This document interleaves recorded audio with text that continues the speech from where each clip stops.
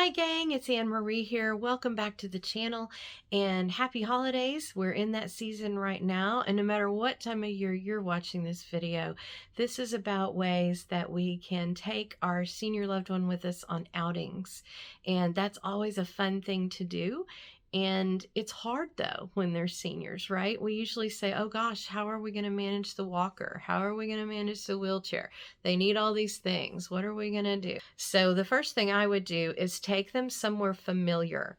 For example, I would not take someone who's never been to a sporting event to a Cowboys game here in AT&T Stadium because they're huge. There's a gazillion people. All those gazillion people make it overwhelming and make them feel like they're in this little protective bubble, and it's hard for them. But let's say that you have a diehard Cowboys fan and they can manage the game.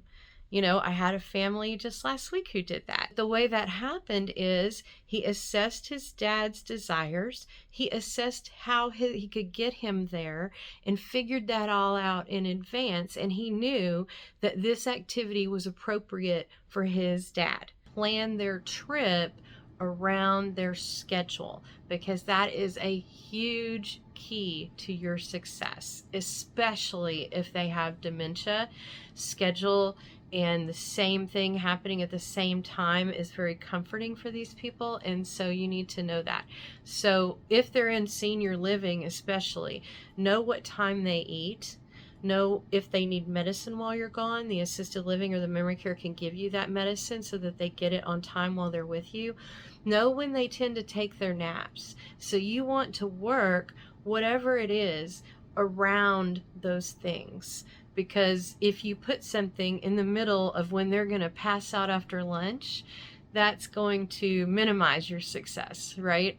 But if you plan around how they already are. You know, if it's going to take them an hour to get dressed in the morning just to put on clothes, you know, maybe you need to help them with that.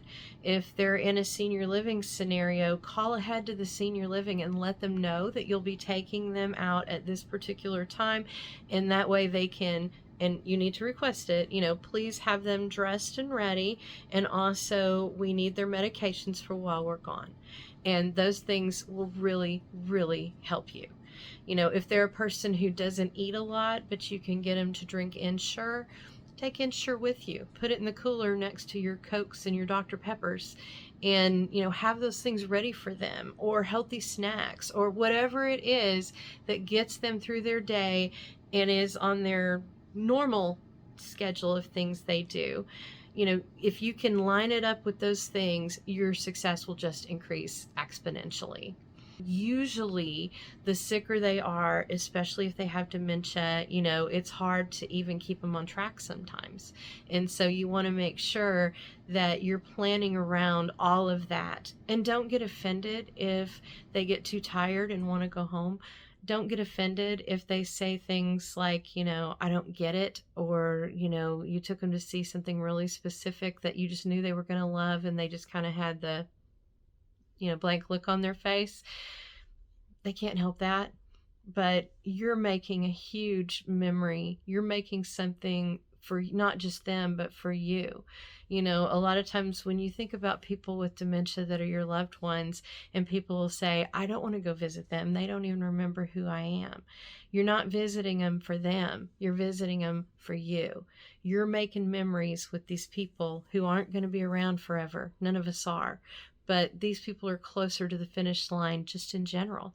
So I hope that helps. I hope you have a super good time over all the holidays and beyond. And whether you want to wait for the spring weather to bring them out when it's warm again, or you want to take them out for Christmas, either way, just do it. It's okay. You can throw the walker in the back of your car. You can also throw the wheelchair in the back of your car. Usually it fits in your trunk. Easy. Because that's what they're designed to do, is to be mobile.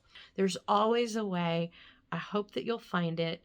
Thank you for watching today, and I look forward to talking to you again soon.